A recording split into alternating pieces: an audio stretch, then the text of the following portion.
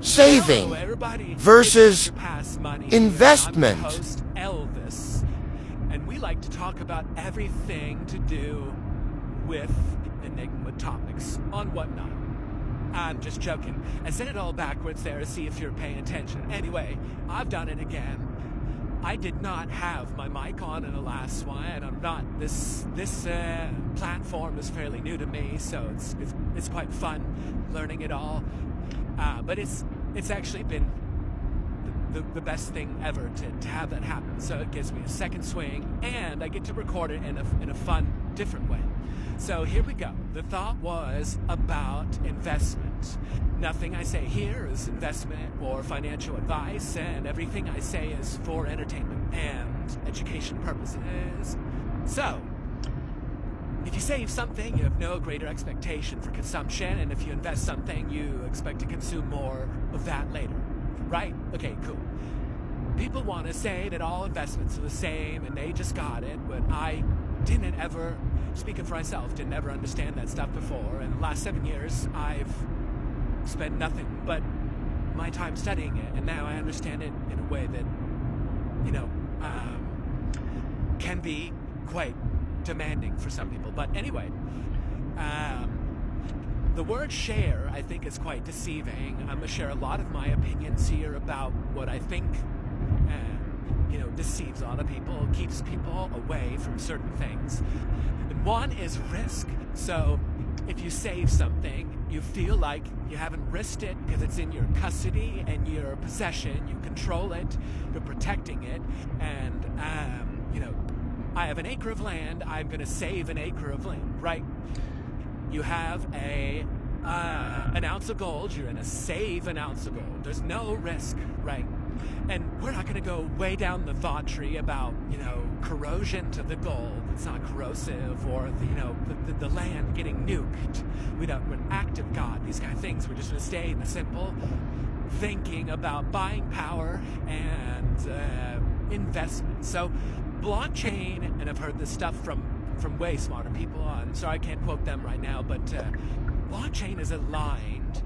And first time in history, it's giving the abilities for companies and countries and so on and so forth to align shareholder interests with consumer interests. If you invest in a certain company, a brick and mortar company, you go there and you use it or you don't use it. It doesn't matter. You're invested. If you're a customer, you go there. You consume, you buy there, but any up or down doesn't matter because you're not invested, right? So let's talk about the oldest blockchain, and I don't like to say a lot of the names of the blockchains, but Bitcoin, it's the first one, and it has property rights, and that property rights is recognized in pretty much all the nations in the world. It's been designated a currency, legal tender in countries. So, things are changing, though. A lot of people don't really care about or understand or have time to think about, but it's so important at this moment in time that you do try to, in some way, in my opinion, focus and understand this stuff in some way, because I think what's coming is going to be pretty powerful. So, anyway, saving or investing. I see saving, and this is my ignorance, as losing buying power. It's great to save. It's wonderful to save. Just be aware that, don't stick $100K in the mattress and let it sit for 50 years, or 5, or might be 1. You will be losing a lot of buying power. So anyway, investment, it's quite different now. With blockchain, you can own digital property like real estate. And so I was trying to articulate something called a whole coiner. Whole coiners are above the decimal point. And so if you think about this for a moment, if you have a digital acre of land, or if you're in a different region of the world that you want to call the set unit hectares, whatever set unit of measurement account, you start to think about the base material: wood, water, air, soil, whatever it is. And if it happens to be a digital token called Bitcoin with property rights, well, you're now on the global stage in a conversation that no basic citizen, I think, previously could ever really be. yes, there's the billionaire, trillionaire, ultra elites that are recognized instantly wherever they go, and they have the ways and means, but they had to be so ultra wealthy to be able to float around the planet. To do that, if you just have one whole token of a number of certain protocols, base layer items, then you're going to be quite well off. All right, we're locking back in. So the risk is to the upside. Without risk, there's no growth. Saving is just losing buying power. Investing is risking. You could lose it all, but it could grow. And so here's where I'm trying to make the point and clarify some. Is that if I have a hectare of land, I have an acre of land, I have a whole token of Bitcoin, and only one of these fit in my pocket. Only one of these sit on a ledger, an open chain that I can just now willy-nilly go around the world, and for all eternity, the rest of my life, the planet's going to have their own opinions and argue and set the price through using the nodes, the network. And the price, I mean, it's set is in Bitcoin. Everybody gets distracted by a currency price that's outside of the base layer, but you only need that when you buy land. When you buy land, it's the thing that's attached to the planet. Most everything else, kind of isn't really attached to the planet. We don't want to go into that tangent.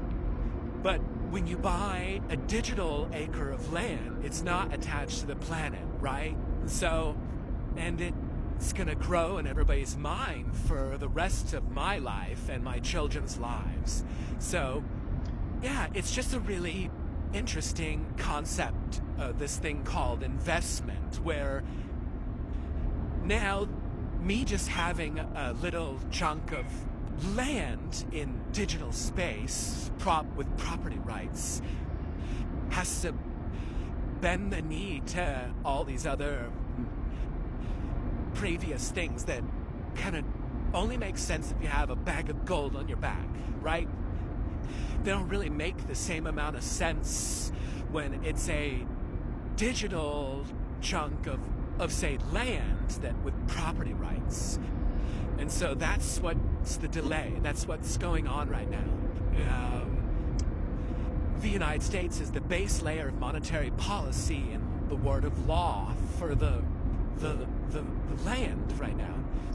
And I think that most of the countries want to keep quite a few of the base layer laws for investment in currency.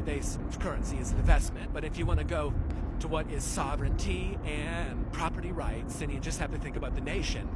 And besides, GDP, the gross product of the whole nation, it's their currency that then leaves the nation. Then the number one product for the world is debt.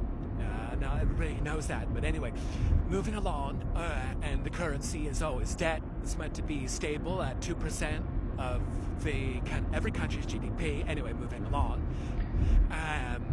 Yeah, this not financial advice and this awesome education and entertainment purposes information is saying that I have a one whole token, and then for all eternity, that whole token can be valued in that certain protocol solely, because all is required to move on that protocol is that token. But you have this snake eating its tail kind of thing. How do you get into the network if you're not in the network? Which is the same problem that we've always had. How do you get credit? If you don't have credit, how do you do this? If you don't, blah, blah, blah, blah, blah. So this is all meant to put us all on the same ledger, the same books, which is anything digital.